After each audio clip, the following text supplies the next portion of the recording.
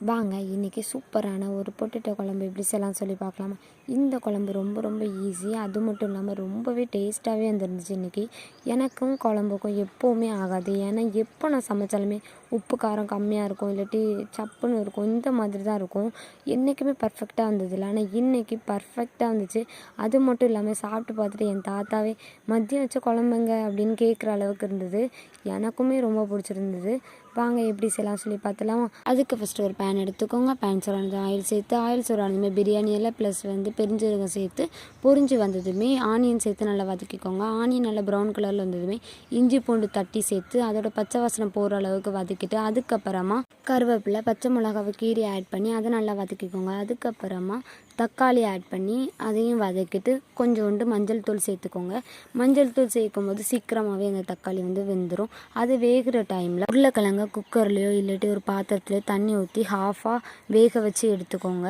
அது வெந்ததுக்கு அப்புறமா நம்ம தோல் இருக்கு இல்லையா, உருளைக்கிழங்குல தோல் எல்லாம் ரிமூவ் பண்ணிவிட்டு அதுக்கப்புறம் குட்டி குட்டியாக கட் பண்ணாலும் ஓகே தான், இல்லாட்டி ஒரு ஸ்பூன் வச்சு மசிச்சுனாலும் எடுத்துக்கோங்க. நீங்கள் குட்டி குட்டியாக மசித்து எடுத்து அதை தனியாக வச்சுட்டு அதுக்கப்புறமா நம்ம இதில் தேங்காய் பேஸ்ட்டு சேர்க்கணும்.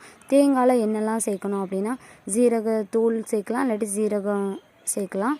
தேங்காய், ஜீரகம், அதுக்கப்புறம் குட்டி வெங்காயம் சேர்த்து நல்லா அரைச்சி பேஸ்ட்டாக எடுத்துக்கோங்க. நல்லா சாஃப்டாக மை போல் அரைச்சி எடுத்துட்டு அதை அப்படியே இந்த தக்காளி இருக்குது இல்லையா, நம்ம வேக வச்சுட்டு இருந்தோம்ல, அதில் அப்படியே இந்த மசாலாவை ஆட் பண்ணி நல்லா கிண்டி விட்டுட்டு அதுக்கப்புறமா இதில் chilli powder plus chicken masala ரெண்டுத்தையும் சேர்த்துட்டு நல்லா மிக்ஸ் பண்ணி விட்டுக்கோங்க.